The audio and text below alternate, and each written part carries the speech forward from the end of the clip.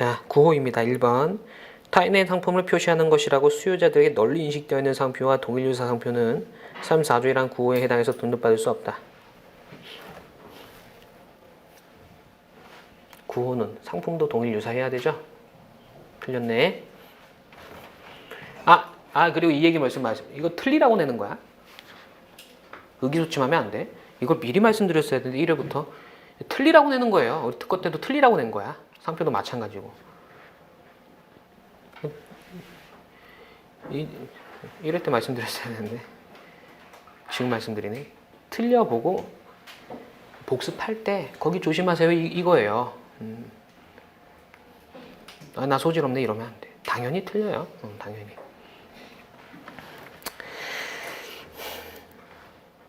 (2번) 34조의 9호에 있어서 타인은 익명의 존재, 추상조, 출처. 맞죠? 3번 34조의 9호는 국내 주지상표에 대해서 적용되는 것이므로 국내에서 주지상표라고 하더라도 그 상표가 표시된 물건이 국내에서 유통되는 것이 아니라면 적용할 수 없다? 틀렸죠. 주지하기만 하면 되지 선사용 상표가 국내에서 사업되고 있을 필요는 없어요. 4번 판례의 태도에 따르면 캐릭터나 영화 제명이라도 국내에서 주지하면 인용상표가 될 수 있다? 틀렸죠. 9호는 브랜드로 유명해야 돼. 캐릭터를 넘어서서 영화 제명을 넘어서서 브랜드로 다가와야 됩니다. 5번 주지한 캐릭터나 영화 제명을 사용해서 상품화 사업을 한 경우 9호의 주지상표로 볼 수 있다. 틀렸죠. 주지한 캐릭터 갖고 상품화 사업을 했다는 사정만으로 곧바로 브랜드다? 그렇게 볼 수는 없어요. 주지 브랜드다? 그렇게 볼 수는 없는 거야. 물론 캐릭터가 되게 주지해. 그럼 주지 브랜드로 갈 확률이 높긴 하겠지. 금방 주지한 브랜드가 되겠죠. 하지만 곧바로 볼 수는 없는 거야. 주지한 브랜드인지 여부는 그 캐릭터를 가지고 상품화 사업을 했을 때 그 상품화 사업의 기간, 브랜드로서 광고 기간, 그리고 뭐 판매량 이런 것들을 종합적으로 고려해서 사람들의 인식을 기준으로 봐야 돼요. 기출지문 34조의 9호는 타인의 주지상표와 동일 유사한 상표의 등록을 배제하는 것으로서 상품 또한 주지상표의 사용 상품과 동일 유사한 경우에 적용되는 것이 원칙이다. 이거 되게 애매하다. 동그라미 오른짐으로 출제됐는데 이거 조금 애매해. 표현이.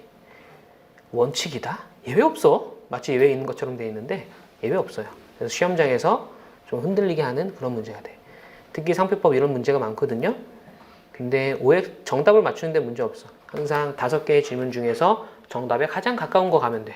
원칙이다 해서 좀 이제 이상하다는 느낌을 받고 다른 질문 보면서 상대적으로 결정해야 돼요. 이런 말씀 드리는 건 저는 어쩔 수 없이 쪽지 시험이기 때문에 지문 하나만 넣어놨지만 원칙이다라는 부분은 조금 옳지 못한 표현이긴 해요. 그렇게 이해해주고. 11호 선사용 상표 권리자는 개인이나 법인이 될 수 있고 사회적 실체는 될 수 없다? 틀렸죠? 현대 판례. 2번 경제적 조직적으로 밀접한 관계가 있는 계열사들로 이루어진 기업 그룹이 분리된 경우에는 기업 그룹의 선사용 표장을 채택해서 사용 등록하는데 중심적 역할을 담당함으로써 일반 수요자들 사이에 선사용 표장에 화체된 신용의 주체로 인식됨과 아울러 그 표장을 승계했다고 인정되는 계열사를 권리자로 봐야 된다. 이것도 현대 판례죠.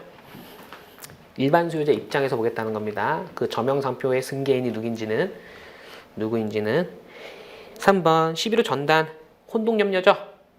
은 출원상표가 선사용 상표와 비유사하거나 출원상표의 지정상품이 선사용 상표에서 사용 상품과 비유사한 경우에도 적용되는 거 있죠. 여기 있잖아. 구모화용 결령관계. 4번 11호는 저명상표의 사용 상품과 혼동 가능성이 없는 전혀 비유사한 상품을 상품으로 출원한 경우 적용할 수 없다? 틀렸죠? 11호 후단이 있잖아. 식별력 손상. 식별력 손상. 여기 있다. 12호 1번 출처에 대한 오인 혼동으로 인한 수요자 기만의 염려가 있으려면 선사용 상표가 반드시 저명해야 한다? 틀렸죠? 툭출인이면 족하죠? 여기 있다. 툭출인. 2번 출처에 대한 오인 혼동으로 인한 수요자 기만의 염려가 있으려면 출원 상표가 선사용 상표가 반드시 동일 유사해야 하고 비유사한 경우에 적용되지 않는다? 비유사한 경우에도 적용될 수 있는 유일한 규정은 11호 전달. 됐죠?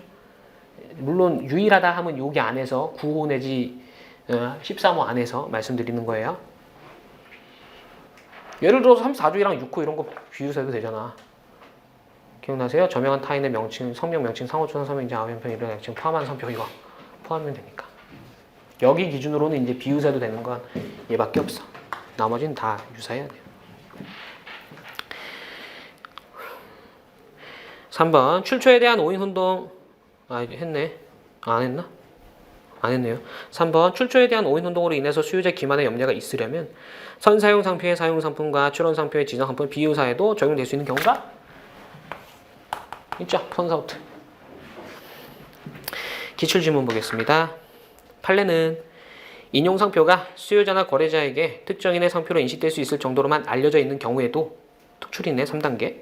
만일 어떤 상표가 인용상표와 동일유사하고 동일유사 됐죠? 동일유사 특출인 됐고 동일유사 됐고 또 그 인용상표가 인용상표의 사용상품과 동일유사 상품에 사용되는 경우에 못지않을 정도로 이거네. 선사우트 그렇죠? 인용상표권자에 의해서 사용되는 것으로 인사우트로 해놨네.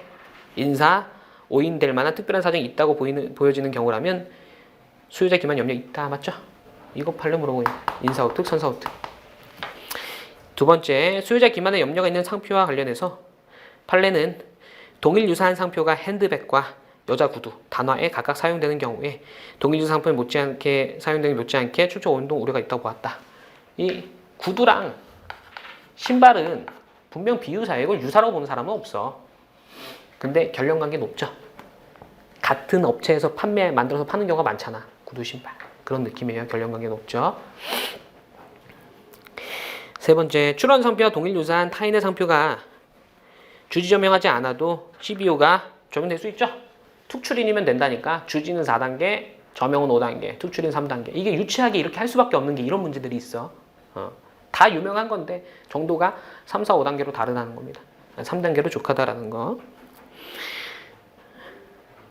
다섯 번째, 인용상표의 사용상품 또는 지정상품이 출원상표의 지정상품과 동일 유사한 경우에만 틀렸죠. 비유사해도 된다. 선사우특.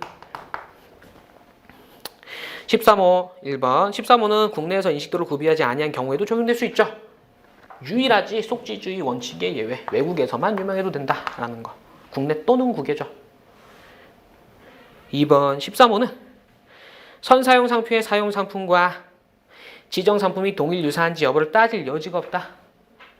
상품에 대한 제한은 없어. 하지만 부정한 목적 판단할 때 선사용상표의 사용상품과 동일한 상품에 출원하면 더 나쁜 놈이고 유사한 상품에 출원하면 덜 나쁜 놈이고 비유사하면 더 덜 나쁜 놈이야. 그렇기 때문에 부정한 목적 판단할 때 고려할 수는 있겠죠. 라는 거. 상품에 대한 제한은 없지만 고려할 수 있다 이 말이죠. 부정한 목적 판단할 때 고려할 수 있다. 여기까지 보시고요. 잠시 쉬었다가 2교시 보겠습니다.